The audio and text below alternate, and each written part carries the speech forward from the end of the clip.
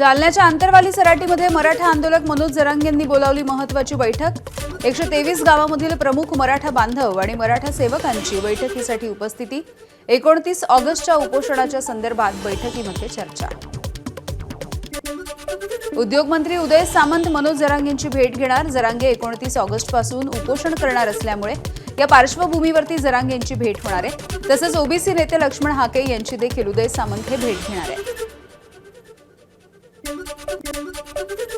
CJP आंदोलनामध्ये तरुणांच्या चेहऱ्यावरती केलेला मारा हा कायद्याचा थेट भंग।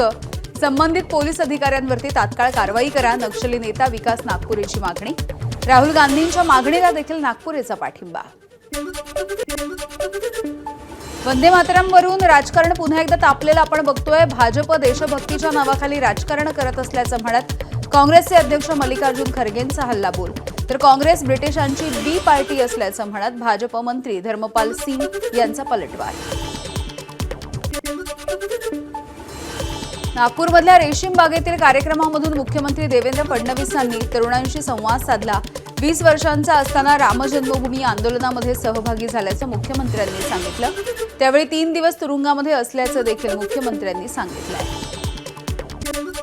संविधानामुळेच मी मुख्यमंत्री झालो। राजकारण व्यवसाय नाही, सामाजिक आणि आर्थिक परिवर्तनाचं माध्यम आहे। नागपूरमधल्या मंथन फॉर यूथ या कार्यक्रमामधून मुख्यमंत्र्यांचं विधान। नागपूरमधल्या रेशीमबाग मैदानावरती ढोल पथकांचं सामूहिक वादन। शेकडो ढोल पथकांनी सामूहिक वादन केलंय। ढोल वादनाचा जागतिक विक्रम। नाशिकमध्ये अमित ठाकरेंकडे कॉलेज परिसरामधील टवाळखोरांच्या विरोधात तक्रार। अंबड पोलिसांचा कारवाई करत विनाकारण गर्दी करणाऱ्यांसह छेडछाड करणाऱ्यांवरती कारवाईचा बडगा। भाजप सातारा जिल्हा बँक निवडणूक स्वबळावरती लढणार आहे। महायुतीमधील सहकारी सोबत आले तर चर्चा करू। चर्चेची दारं उघडी आहेत। मंत्री जयकुमार गोरे यांनी आपली भूमिका स्पष्ट केली। मराठा आंदोलक मनोज जरांगे पाटील यांच्याबद्दल वादग्रस्त वक्तव्य करून धमकीवजा इशारा दिल्याच्या प्रकरणी वकील गुणरत्न सदावर्ते यांच्या विरोधात बीडमध्ये गुन्हा दाखल होतोय। गंगाधर काळकुटे यांच्या फिर्यादीवरून हा गुन्हा दाखल करण्यात आलाय। बीकेसीमधील मुंबई क्रिकेट असोसिएशनच्या कार्यालयाचा अन्न परवाना एफडीएनं निलंबित केला। पुढील माहितीपर्यंत एमसीएमधलं रेस्टॉरंट बंद राहील, मात्र क्रीडा सुविधा या सुरू राहतील। रत्नागिरी जिल्ह्यामधील दापोलीमध्ये कॅटरर्स आणि हॉटेल व्यावसायिकांसाठी अन्न आणि औषध प्रशासनाकडून विशेष प्रशिक्षण। कच्चा माल, तेलाचा वापर आणि अन्नामधील घातक घटकांच्या संदर्भात मार्गदर्शन। नियमांची माहिती देणं सरकारची जबाबदारी असल्याचं योगेश कदम यांचं विधान। लातूरमध्ये क्रांतिकारी शेतकरी संघटनेचं आंदोलन। कोरडा दुष्काळ जाहीर करून हेक्टरी 50,000 रुपये अनुदान देण्याची मागणी। आंदोलनामुळे 2 तास हैदराबाद महामार्गावरची वाहतूक बंद झालेली होती आणि वाहतूक कोंडी झाली होती। तुकाराम मुंडेंनी सुट्या तेलाच्या विरोधामध्ये घेतलेल्या निर्णयामुळे सोलापूरमधले व्यापारी आक्रमक झाले। एफडीएचा निर्णय तेल व्यापारी आणि ग्राहकांवरती अन्याय करणारा आहे, तेल विक्री करणाऱ्या व्यापाऱ्यांचं मत आहे। पुण्याच्या कापूरहोळ गावाजवळ पुणे सातारा महामार्गावरती रास्ता रोको आंदोलन। प्रस्तावित भोंगवली सबस्टेशन आणि 765 केव्ही टॉवर लाईनच्या विरोधात स्थानिकांचं आंदोलन। आंदोलनामध्ये खासदार सुप्रिया सुळे यांची उपस्थिती। नागपूरवरून रायपूरला निघालेल्या त्रिवेणी कंपनीच्या हेलिकॉप्टरला भंडाऱ्यामध्ये हवामानाच्या बिघाड्याचा फटका बसलाय। नीलज जवळच्या भिकारी तलाव परिसरामध्ये हेलिकॉप्टरचं इमर्जन्सी लँडिंग करण्यात आलं। हेलिकॉप्टरमधील 2 जण सुरक्षित असल्याची माहिती आहे। चंद्रपूरमध्ये 9वी मध्ये शिकणाऱ्या 14 वर्षीय विद्यार्थिनीची आत्महत्या। शाळेच्या भिंतीवरती मजकूर लिहिल्यामुळे मुख्याध्यापकांनी पालकांकडे तक्रार केली होती। पालक घरी येताच मुलीनं हे टोकाचं पाऊल उचललेलं त्यांनी पाहिलं। रामनगर पोलिसांनी आकस्मिक मृत्यूची नोंद केली आहे। राज्यामधल्या काही भागामध्ये मुसळधार पावसाचा इशारा देण्यात आला। रत्नागिरी जिल्ह्यामध्ये सध्या पावसानं विश्रांती घेतली आहे। अधूनमधून हलक्या ते मध्यम पावसाचा हवामान विभागाचा अंदाज आहे। माढ्यातील तुळशीसह परिसरामधील गावांना भर पावसाळ्यामध्ये पाणी टंचाईचा सामना करावा लागतो। टँकरवरती भागवली जाते या गावाची तहान। शेती पशुधन संकटात, तर 300 पेक्षा अधिक तरुणांचं लग्न हे पाण्याच्या अभावी रखडलेलं आहे। सोलापूरमध्ये तरुणाकडून कमी पाण्यावरती शेती करून ढोबळ्या मिरचीचं भरघोस उत्पादन घेण्यात आलं। मात्र बाजारामध्ये या पिकाला कवडीमोल असा भाव आहे, त्यामुळे शेतकऱ्याचं लाखोंचं नुकसान होत आहे। सोलापूर कृषी उत्पन्न बाजार समितीमध्ये कांद्याचा दर 5,500वरून 3,500 ते 4,000 रुपये क्विंटल पर्यंत घसरलाय. टोमॅटोला अवघा 5-6 रुपये किलोचा दर मिळतोय. सर्वसाधारण दराच्या टोमॅटोला व्यापारी देखील प्रतिसाद देत नसल्यामुळे शेतकरी चिंतेत आहेत. रायगडचे पालकमंत्री भरत गोगावले यांच्या निवासस्थानी रक्षाबंधन सोहळ्याचं आयोजन. मतदारसंघामधल्या हजारो बहिणींनी गोगावलेंना राखी बांधली आहे.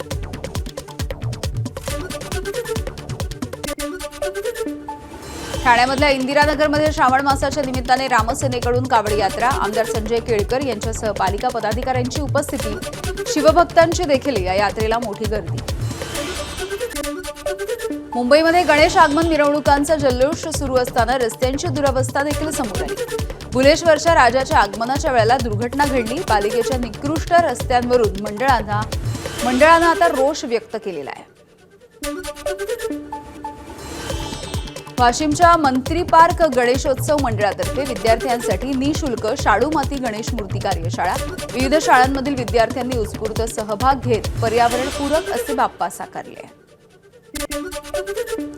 मुंबईमध्ये गणेशोत्सवाच्या पार्श्वभूमीवर वाहतूक सुरळीत ठेवण्यासाठी प्रशासनाची विशेष तयारी सुरू आहे. लालबाग उड्डाणपुलाच्या खांबांभोवती ग्रीन कर्टन लावण्यात आले. गणेश मूर्तींच्या आगमन विसर्जनाच्या वेळेला गर्दी आणि अपघात टाळण्यासाठी हे उपाय केले जात आहेत. नांदेडमधील नेताजी पालकर यांच्या समाधीला मिळणार स्वराज्य शहीद सृष्टीचं स्वरूप. छत्रपती शिवरायांचे सरसेनापती नेताजी पालकर होते. मावळ्यांच्या शौर्य आणि बलिदानाची गाथा भावी पिढ्यांपर्यंत पोहोचवण्यासाठी हे उपक्रम राबवले जात आहेत. सांगलीमधील छत्रपती शिवाजी महाराज क्रीडांगणाची स्वच्छता मोहीम. बिरनाळे फाउंडेशनकडून हा उपक्रम राबवण्यात आला. हजारो विद्यार्थ्यांनी सहभाग घेतला आणि या मोहिमेसाठी 14 लाखांचा निधी.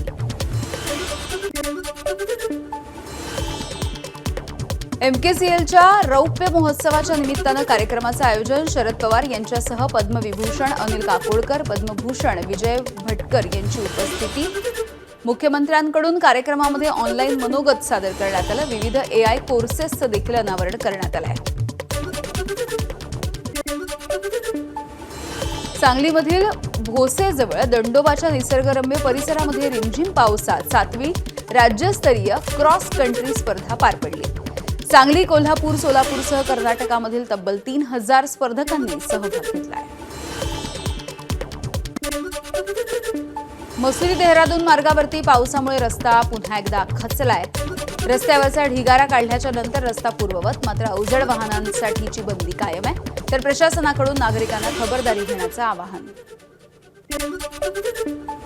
जम्मू आणि काश्मीरमधील रामबनमध्ये मुसळधार पावसामुळे बागलिहार धरणाचे 3 दरवाजे उघडण्यात आले.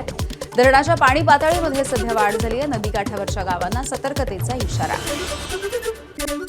काश्मीरमधल्या शॉपियान, अनंतनाग आणि पुलवामा जिल्ह्यांच्या काही भागामध्ये गारपीट आणि मुसळधार पाऊस. रस्ते आणि शेतामध्ये देखील गारांचा थर साचलाय. गारांचा पाऊस झाल्यामुळे वाहतुकीसाठी देखील खोळंबा निर्माण झालाय. उत्तर प्रदेशच्या वाराणसीमधील गंगा नदीची उपनदी वरुणा नदीच्या पाण्याच्या पातळीमध्ये मोठी वाढ झाली आहे. नदीचं पाणी गावामधल्या घरांमध्ये शिरलं. स्थानिकांना सुरक्षित ठिकाणी हलवण्यात येत आहे. उत्तर प्रदेशच्या झाशीमध्ये पावसामुळे रस्त्यांची दुरवस्था. राणीपूरमध्ये चिखलात अडकलेल्या स्कूल व्हॅनला बाहेर काढण्यासाठी शाळकरी मुलांनीच धक्का दिलाय. या घटनेचा व्हिडिओ सध्या व्हायरल होतोय. तमिळनाडूमध्ये सरकारी रुग्णालयामध्ये जन्माला येणाऱ्या नवजात बालकांना सोन्याची अंगठी दिली जाणार आहे. मुख्यमंत्री विजय यांच्या सरकारनं हा निर्णय घेतला. 1,28,000 अंगठ्यांची ऑर्डर देण्यात आली. यासाठी 220 कोटी रुपयांची तरतूद करण्यात आली आहे.